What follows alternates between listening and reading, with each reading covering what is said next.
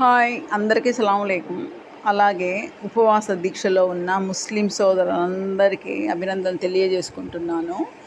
ఈరోజు 15వ ఉపవాసం. మనం అప్పుడే 15 ఉపవాసాలకు వచ్చేసాను. అసలు ఈ ఉపవాసాలు ఎలా జరుగుతున్నాయో కూడా తెలియడం లేదు. అంత ఫాస్ట్గా అయిపోతున్నాయి. నిజంగా చాలా ఆశ్చర్యంగా ఉంది అప్పుడే 15 ఉపవాసాలు అయ్యాయంటే.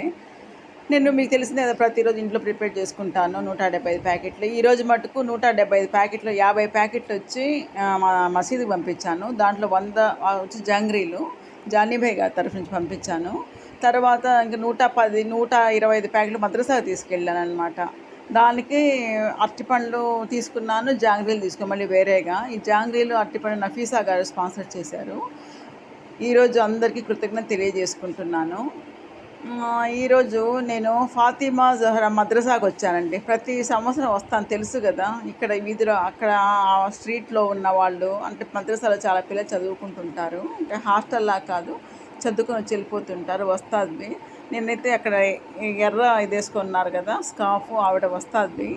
అంటే నేను ప్రతి సంవత్సరం ఒకరోజు ఇక్కడికి వెళ్తానన్నమాట. ఈరోజు అందరికీ దాతల సహకారంతో పిల్లలందరికీ ఇఫ్తారీకి వచ్చి జాంగ్రీ, అరటిపండు, ఒక ఖర్జూర పండు పెట్టాను. తర్వాత వీళ్ళందరికీ మళ్ళీ భోజనాలు అందించాము. అందరికీ మళ్ళీ నేను తీసుకెళ్ళాను కదా ప్యాకెట్స్, అందరికి ఇచ్చాను. పిల్లలు పెద్దలు అందరూ వచ్చారండి. నిజంగా ఎంత బాగా జరిగిందో ప్రోగ్రామ్ అయితే నాకు చాలా సంతోషంగా ఉంది.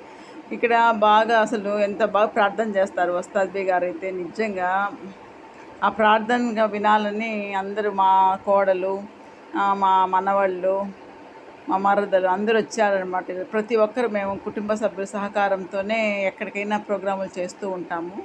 చాలా సంతోషం వేసింది ఇలా పిల్లల మధ్య పెద్దల మధ్య ఈ పిల్లలకి అందరికీ మనం స్నాక్స్ అన్నీ అందించి. ఇక్కడ అందరూ ఉపవాస దీక్షలో ఉన్నారు.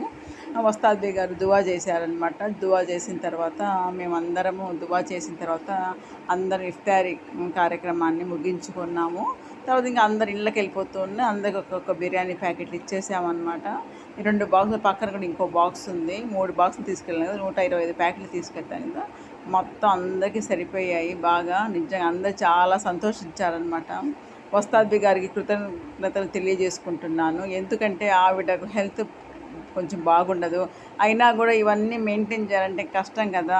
నేను ఒక 4 రోజుల ముందే చెప్పేశాను, వస్తాద్బీ గారు నేను ఇలా మీ దగ్గరకు వస్తాను, పిల్లల్ని ఎప్పుడు ఇస్తాను కదా, రేపు సండే పెట్టుకుంటాను, అందరికి హాలిడే కదా బాగుంటుందంటే. పాపం అంత ఆరోగ్యం బాగాలేకున్నా కూడా పాపం ఆవిడ నిజంగా అంత బాగా మెయింటైన్ చేసి అందరిని పిలిచి అందరికి చెప్పాను. 2 రోజుల నుంచి అందరు చెప్పారు, మరి ఇట్లా మా ఇంట్లో ఇట్లా ఉపవాస దీక్షను విరమించడానికి మీరు అందరు రండి అని చెప్పి అందరు చెప్పే వరకు అందరండి పిల్లలు పెద్దలు అందరూ గ్యాదర్ అయ్యారనమాట. చూడండి ఎంతమంది ఉన్నారు. అమ్మాయికి సరిగ్గా వీడియో తీయడం రాలేదు, ఎందుకంటే ఎప్పుడు మా డ్రైవర్ తీస్తాడు వీడియో. నాకు అతను ఇంకా లోపల రాడు కదా లేడీస్ ఉన్నప్పుడు. అందుకే అక్కడ ఒక అమ్మాయి తీసింది, ఫోటోలు కూడా నాకు సరిగ్గా రాలేదు.